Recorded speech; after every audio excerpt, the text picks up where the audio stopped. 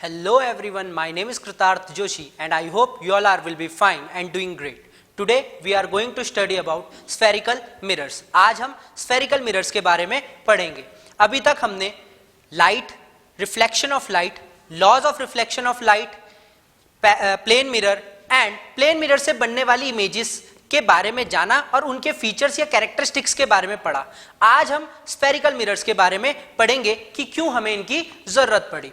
सबसे पहले देखते हैं, मान लीजिए ये कोई प्लेन मिरर है, ये कोई प्लेन मिरर है, इसका नाम मैं रख देता हूं x और y. ये कोई प्लेन मिरर है x और y, इस पे parallel beam of light incident करी, पैरेलल बीम ऑफ लाइट इसमें इंसिडेंट करी और रिफ्लेक्शन के बाद भी ये पैरेलल ही रिफ्लेक्ट हो गई. हमने क्या देखा, एक प्लेन मिरर था, ये एक प्लेन मिरर है और इस पे ये incident ray, incident beam of light, ये इंसिडेंट बीम ऑफ लाइट आई जो कि पैरेलल थी, वो आई, इस पे इंसिडेंट करी और रिफ्लेक्शन के बाद भी वो पैरेलल ही रही. तो इससे हमें क्या समझ में आया, that plane mirror only changes the direction of the incident beam of light, it does not converge और diverges the incident beam of light.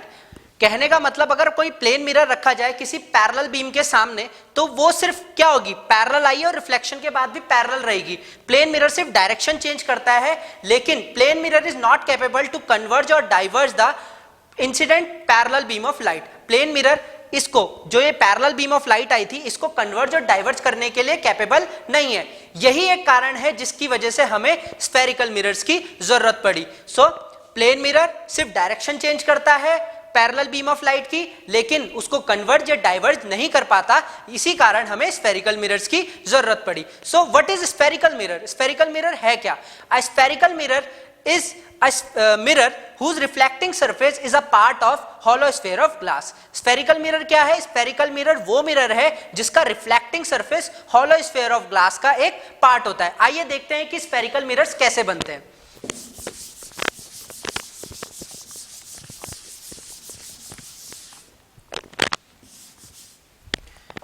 मान लेते हैं ये एक hollow sphere of glass है, ये एक हॉलो स्फीयर ऑफ ग्लास है, इसको मैं दो पार्ट में कट कर देता हूं. एक पार्ट ये और दूसरा पार्ट ये. मैंने इसको दो पार्ट्स में कट कर दिया. तो दो पार्ट्स कौन कौन से निकल के आए मेरे पास? एक पार्ट ये आया और दूसरा पार्ट कुछ ये आया. तो ये मेरे पास दो पार्ट्स कट के आ गए. तो ये स्फेरिकल मिरर क्या था? ये एक हॉलो स्फीयर ऑफ ग्लास था जिसका रिफ्लेक्टिंग सरफेस क्या होता है, इस हॉलो स्फीयर ऑफ ग्लास का पार्ट होता है. अब ये दो पार्ट मैंने क्या करे, इससे कट आउट करके निकाल दिए. अब एक में मैं इस तरफ पॉलिश कर देता हूं और एक में मैं इस तरफ पॉलिश कर देता हूं. कहने का मतलब ये वाली इसकी पॉलिश्ड साइड हो गई और ये वाला पार्ट रिफ्लेक्टिंग सरफेस हो गया, ये वाला पार्ट रिफ्लेक्टिंग सरफेस हो गया. इसी तरीके से ये वाला पार्ट इसका रिफ्लेक्टिंग सरफेस होगा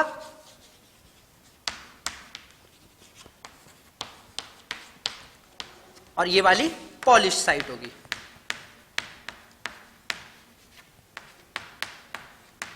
तो मैंने एक स्फेरिकल, ये हॉलो स्फीयर ऑफ ग्लास था,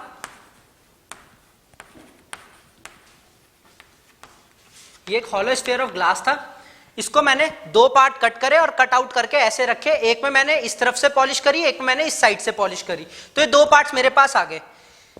तो ये जो दो पार्ट्स हैं इनका नाम क्या होता है? ये वाला mirror, that mirror whose reflecting surface is bent in surface और concave surface is reflecting surface is known as concave mirror.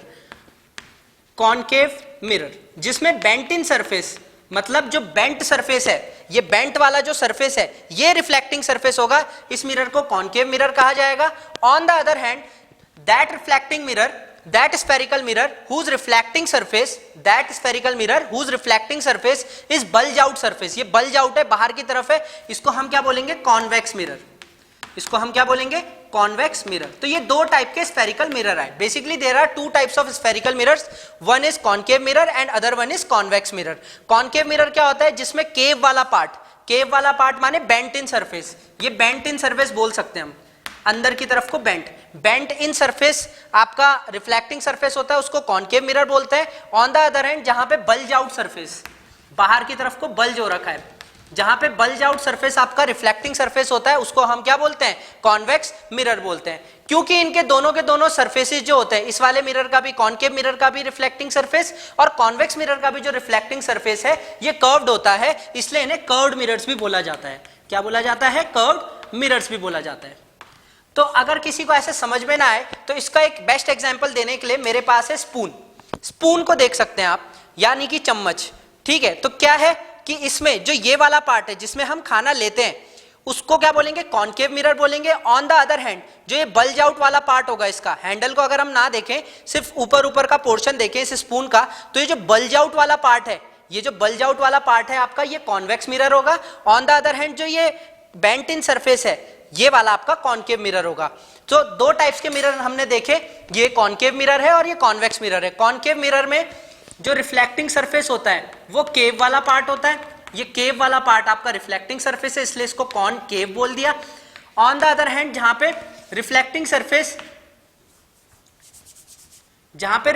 Surface आपका बल्ज आउट वाला पार्ट होगा, उसको हम कॉन्वेक्स मिरर बोलेंगे, ये हमारा कॉन्वेक्स मिरर होगा।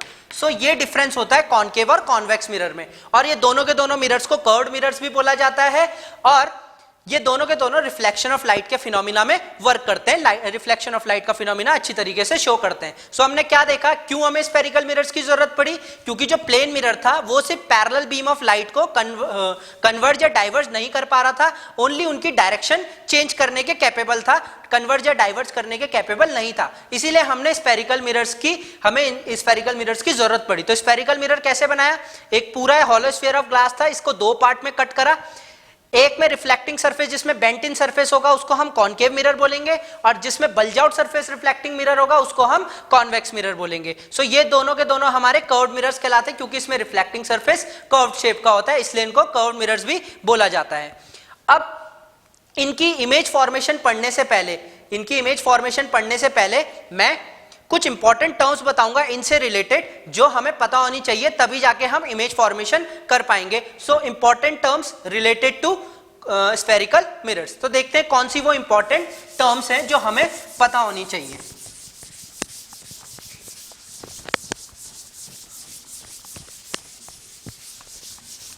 और ये बहुत इंपॉर्टेंट पार्ट है ऑप्टिक्स का, क्योंकि इससे काफी न्यूमेरिकल्स भी आते हैं पेपर में।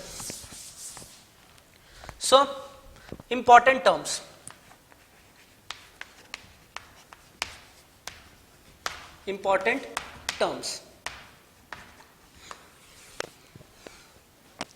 पहले मैं एक डायग्राम बना लेता हूं।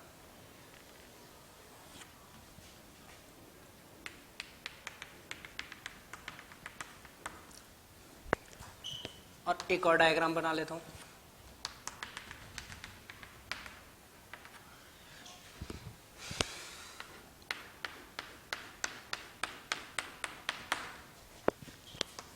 बहुत ध्यान से देखिएगा, ये इंपॉर्टेंट टर्म्स जो मैं डिस्कस करने जा रहा हूं ये बहुत इंपॉर्टेंट टर्म्स हैं। सो ये वाला हमारा कॉनकेव मिरर है, ये वाला हमारा कॉनकेव मिरर है, और ये वाला हमारा कॉन्वेक्स मिरर है, ये वाला हमारा कॉन्वेक्स मिरर है, ये कॉनकेव मिरर और ये कॉन्वेक्स मिरर। तो सबसे पहले हम बात करते हैं सेंटर ऑफ कर्वेचर की। सेंटर ऑफ कर्वेचर, जो सबसे पहली टर्म आती है वो सेंटर ऑफ कर्वेचर आती है कि सेंटर ऑफ कर्वेचर है क्या। Centre of curvature is the centre of that hollow sphere of which the spherical mirror is part of. Centre of curvature क्या होता है, उस हॉलो स्फीयर ऑफ ग्लास का सेंटर, उस हॉलो स्फीयर ऑफ ग्लास का centre जिसका ये spherical mirror part रहा होगा, उसको हम क्या बोलेंगे, centre of curvature. Centre of curvature. देखिए मिरर सिर्फ इतना ही है, मिरर सिर्फ यहां से लेके यहां तक है। ये डॉटेड लाइन मैंने किस लिए बनाई है, ताकि आपको ये समझ में आ जाए कि ये किसी हॉलो स्फीयर का पार्ट रहा होगा। ये मिरर सिर्फ इतना ही है, लेकिन ये मैंने डॉटेड लाइन इसलिए बनाई है ताकि आपको ये समझ में आए कि ये हॉलो स्फीयर का पार्ट है। तो उस हॉलो स्फीयर का सेंटर, उस हॉलो स्फीयर का सेंटर जिसका ये मिरर कभी पार्ट रहा होगा, उस हॉलो स्फीयर का सेंटर जिसका ये मिरर कभी पार्ट रहा होगा, उसको हम सेंटर ऑफ कर्वेचर बोलेंगे। उसको हम क्या बोलेंगे, सेंटर ऑफ कर्वेचर। दूसरी बात, ये सेंटर ऑफ कर्वेचर मिरर से बाहर लाई करता है, आउटसाइड द मिरर ये लाई करता है। आउटसाइड द मिरर क्या करता है, लाई करता है, और इसको सी लेटर से डिनोट किया जाता है। कैपिटल सी से हम सेंटर ऑफ कर्वेचर को डिनोट करते हैं। So it is the centre of the hollow sphere of which the mirror is a part. ठीक है, उस हॉलो स्फीयर का सेंटर जिसका ये मिरर पार्ट रहा होगा, उसको हम सेंटर ऑफ कर्वेचर बोलते हैं। इसको लेटर सी से डिनोट किया जाता है, और ये मिरर से बाहर लाई करता है। मिरर पे लाई नहीं करता, मिरर से बाहर लाई करता है। It lies outside the mirror. एक और बात जानने वाली है, ये कॉनकेव मिरर का फ्रंट पार्ट है और ये कॉन्वेक्स मिरर का बैक पार्ट है, क्योंकि इसका रिफ्लेक्टिंग सरफेस ये वाला पार्ट है। इसका रिफ्लेक्टिंग सरफेस ये है, इसका रिफ्लेक्टिंग सरफेस ये वाला है। ऑन द अदर हैंड इसका रिफ्लेक्टिंग, कॉनकेव का रिफ्लेक्टिंग सरफेस ये वाला है। तो जो सेंटर ऑफ कर्वेचर होता है, जो सेंटर ऑफ कर्वेचर होता है, वो कॉनकेव मिरर के तो फ्रंट में लाई करता है और कॉन्वेक्स मिरर के बिहाइंड लाई करता है। कॉनकेव मिरर के फ्रंट में लाई करता है सेंटर ऑफ कर्वेचर, और कॉन्वेक्स मिरर के बिहाइंड लाई करता है, कॉन्वेक्स मिरर में पीछे लाई करता है। ये बात जानने वाली है। सी लेटर से डिनोट करते हैं उस हॉलो स्फीयर का सेंटर जिसका ये मिरर पार्ट रहा होगा, और ये मिरर से बाहर लाई करता है। कॉनकेव के केस में ये फ्रंट में लाई करता है, कॉन्वेक्स के केस में ये बिहाइंड द मिरर लाई करता है। तो ये तो रही बात सेंटर ऑफ कर्वेचर की। सेकंड पॉइंट में आते हैं हम, radius of curvature. Radius of curvature, radius of curvature capital R से डिनोट किया जाता है। अब रेडियस ऑफ कर्वेचर की बात करते हैं।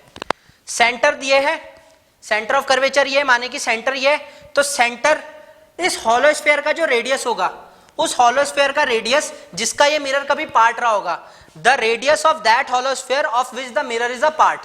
उस हॉलो स्फीयर का रेडियस जिसका ये मिरर कभी पार्ट रहा होगा, उसको हम क्या बोलेंगे, रेडियस ऑफ कर्वेचर। तो ये रेडियस ऑफ कर्वेचर है, ये भी क्या है, रेडियस ऑफ कर्वेचर। तो उस हॉलो स्फीयर का पार्ट, उस हॉलो स्फीयर का रेडियस जिसका ये मिरर कभी पार्ट रहा होगा, उस हॉलो स्फीयर का रेडियस, उस हॉलो स्फीयर का रेडियस जिसका ये मिरर या ये मिरर कभी पार्ट रहा होगा, उसको हम क्या बोलेंगे, रेडियस ऑफ कर्वेचर बोलेंगे। सो ये दो चीजें थी, centre of curvature and radius of curvature. Third point आता है पोल।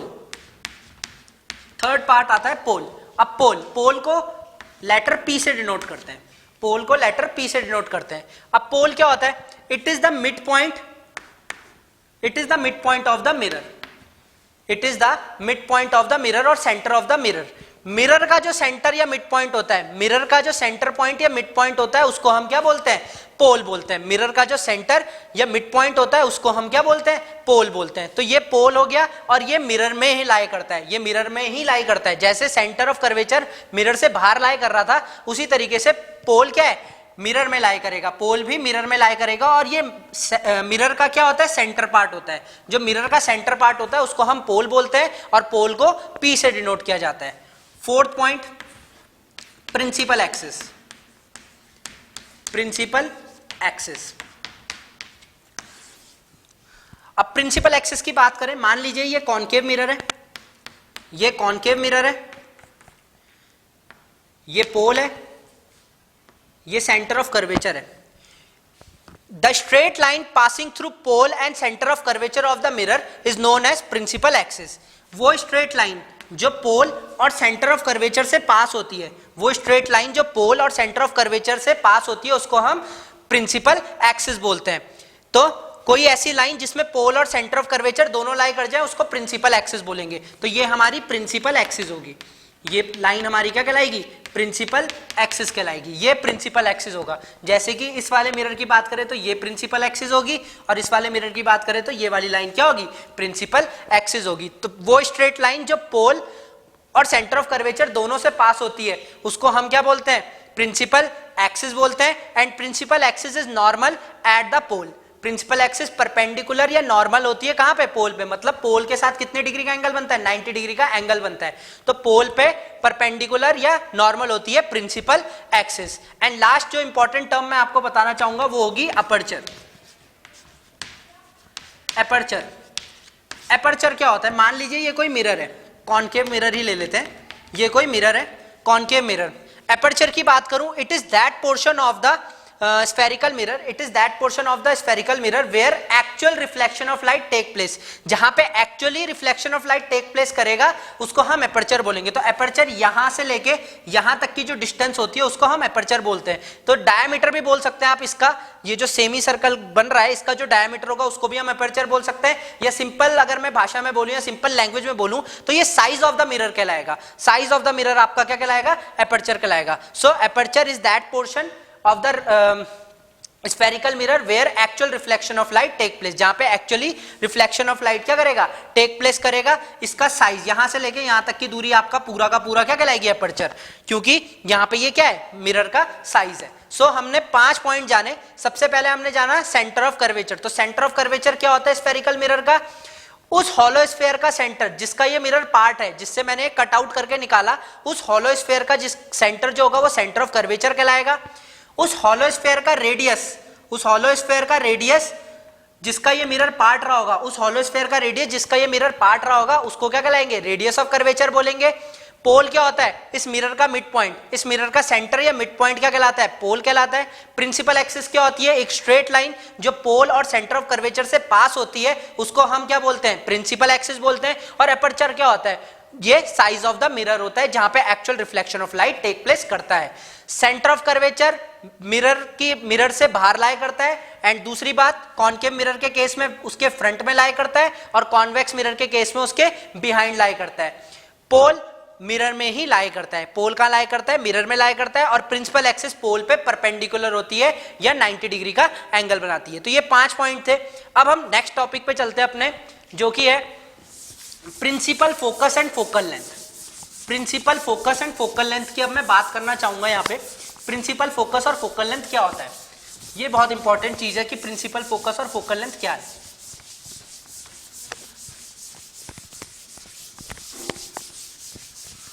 Principal focus and focal length,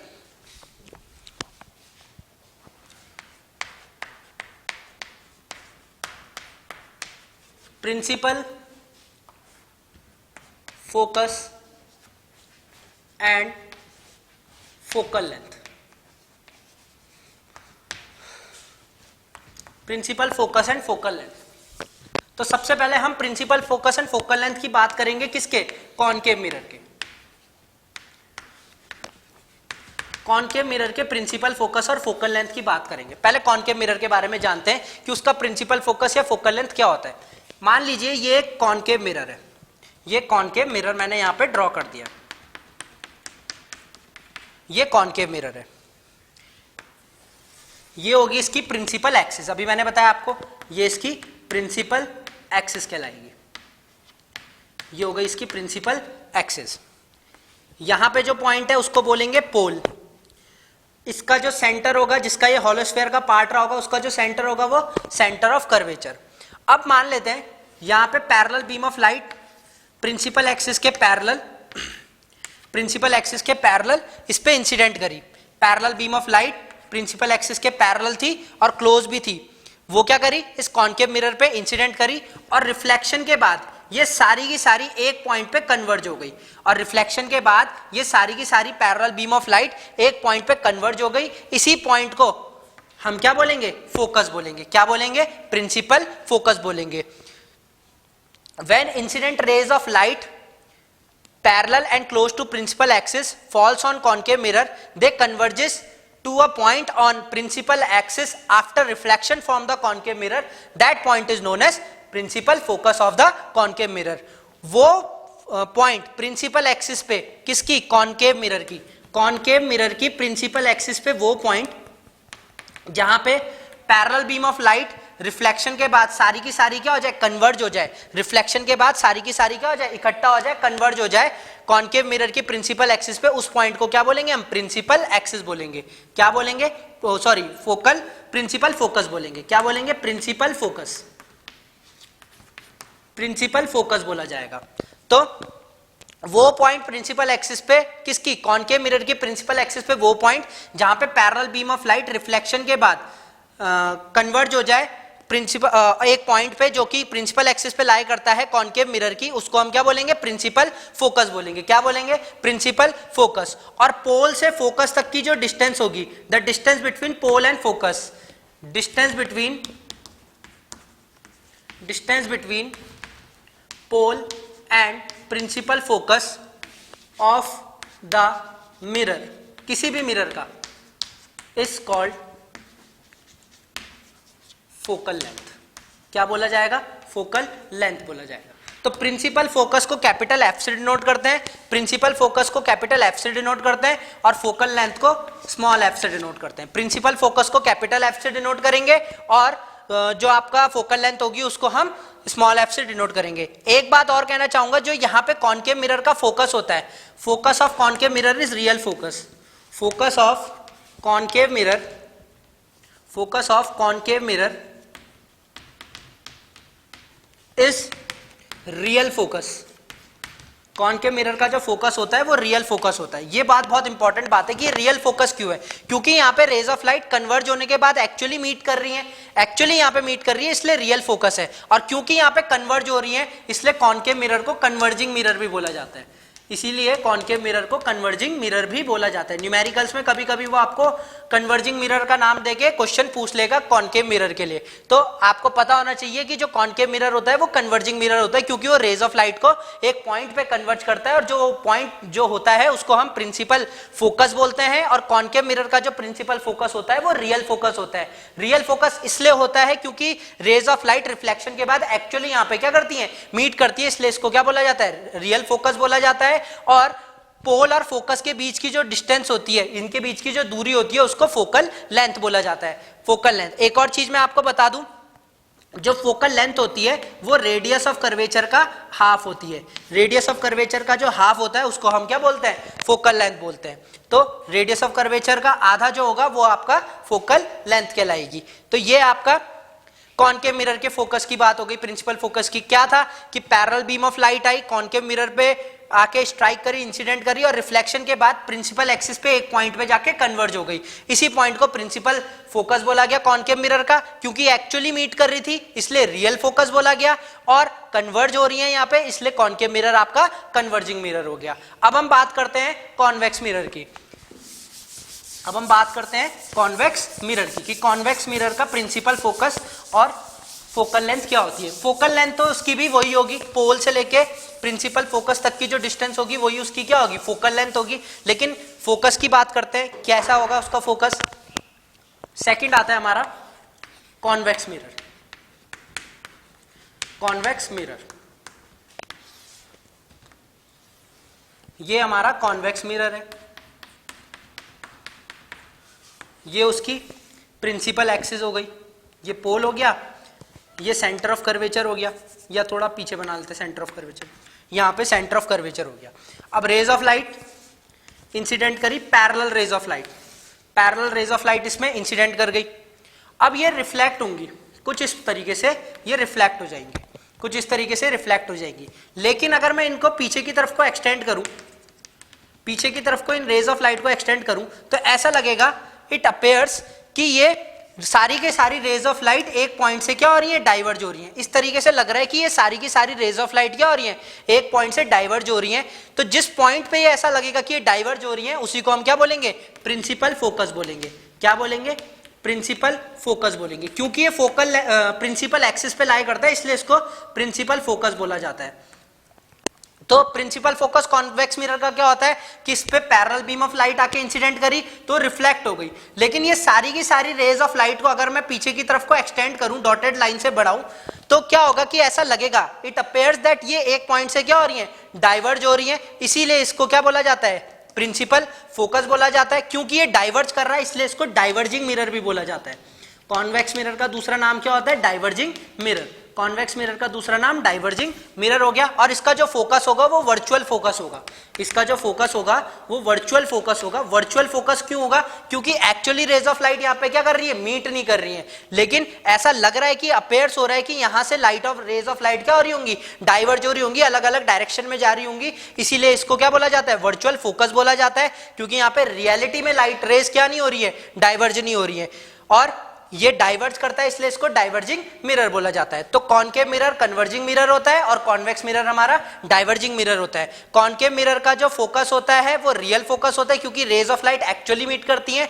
on the other hand concave mirror का कॉनकेव मिरर का जो फोकस होता है वो आपका रियल फोकस होता है, और कॉन्वेक्स मिरर का जो फोकस होता है वो आपका वर्चुअल फोकस होता है। सो ये बातें आज हमने जानी कि स्फेरिकल मिरर्स क्या होते हैं, स्फेरिकल मिरर्स कितने टाइप्स के होते हैं। 2 टाइप्स के हमने पढ़े, कॉनकेव मिरर और कॉन्वेक्स मिरर। उनसे रिलेटेड हमने कुछ टर्म्स पढ़ी, जैसे कि पहला हमने पढ़ा सेंटर ऑफ कर्वेचर, फिर उसके बाद रेडियस ऑफ कर्वेचर, फिर उसके बाद हमने देखा कि पोल क्या होता है, फिर देखा प्रिंसिपल एक्सिस क्या होती है, और उसके बाद हमने क्या देखा? अपर्चर क्या होता है। फिर हमने आज जाना कि प्रिंसिपल फोकस और फोकल लेंथ क्या होती है।